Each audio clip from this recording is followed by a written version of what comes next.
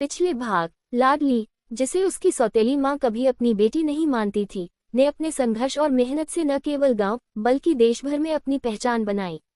उसकी माँ का मानना था कि लड़कियां सिर्फ घर संभालने और परंपराओं में बंधी रहती हैं, लेकिन लाडली ने अपनी प्रतिभा से सबको चौंका दिया। एक सम्मेलन में उसने अपने प्रोजेक्ट को बड़े वैज्ञानिकों के सामने पेश किया और अपने जीवन के संघर्षों को मजाकिया अंदाज में साझा किया। उसकी माँ ने पहली बार महसूस किया कि उसकी बेटी कितनी खास है और उसे माफ कर दिया। अब लाडली का सपना है अपने गांव की लड़कियों को शिक्षित कर उनके सपनों को पंख देना। पार्ट 4, रसोई से लैब तक। सम्मेलन से लौटने के बाद लाडली ने अपने गांव में लड़कियों के लिए एक स्कूल खोलने का सपना साझा किया। उसने अपने पिता से कहा, पिताजी, हमें गांव की लड़कियों को दिखाना होगा कि वे भी अपने सपने पूरे कर सकती हैं। मुझे आपकी मदद चाहिए। पिता ने मुस्कुराते हुए कहा, बेटी, पहले तेरी माँ ने तुझे रोकने की बहुत कोशिश की थी, लेकिन अब वह भी तुझे सपनों को पूरा करने का मौका दे रही है।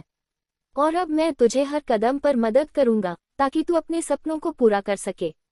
लेकिन गांव के लोगों की मानसिकता बदलना आसान नहीं था। जब लाडली ने अपने स्कूल की घोषणा की तो कुछ लोगों ने हंसी उड़ाई।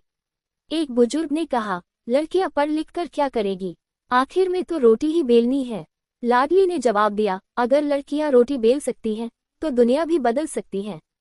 बस उन्हें एक मौका चाहिए। सबसे पहले लाडली ने पुराने पंचायत भवन को स्कूल में बदलने की योजना बनाई। उसने अपने पुरस्कार की राशि से किताबें और स्टेशनरी खरीदी। पहले दिन सिर्फ 5 लड़कियां आईं। उनमें से एक थी रेखा, जिसकी माँ ने कहा था, पढ़ाई से क्या होगा, घर का काम कौन करेगा। रेखा ने जवाब दिया, माँ, अगर पढ़ाई से बड़ा सपना पूरा हो सकता है तो क्यों न एक बार कोशिश करें। लाडली ने लड़कियों को पढ़ाने के साथ साथ उन्हें आत्मनिर्भर बनाना सिखाया। एक दिन उसने सबको वैज्ञानिक प्रयोग सिखाने के लिए रसोई से सामान मंगवाया। लड़कियों ने पूछा, मैम, क्या आप हमें रोटी बनाने की क्लास देगी। लाडली हंस पड़ी, नहीं, आज हम बेकिंग सोडा और सिरके से ज्वालामुखी बनाएंगे। और हाँ, ये भी सीखेंगे कि रोटी में सही फुलाव कैसे आता है। धीरे धीरे लाडली की माँ ने भी लड़कियों को प्रोत्साहित करना शुरू कर दिया। उसने कहा, मैंने अपने बेटे को इतना प्यार दिया कि उसे मेहनत का महत्व समझा ही नहीं सकी। अब वह किसी की बात नहीं सुनता, लेकिन मेरी बेटी और उसकी सहेलियां वह कर दिखाएंगी जो वह नहीं कर सका। माँ ने अपनी गलती स्वीकार की और ठान लिया कि अब बेटियों को आगे बढ़ने का हर मौका देगी। माँ अब लाडली के स्कूल में सहायक बन गईं।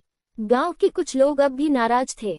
उन्होंने पंचायत में शिकायत की, ये लड़की गांव की परंपराएं बिगाड़ रही है, लड़कियों को बाहर भेजना हमारी संस्कृति के खिलाफ है। लाडली ने पंचायत में कहा, अगर परंपरा हमारी प्रगति में बाधा बन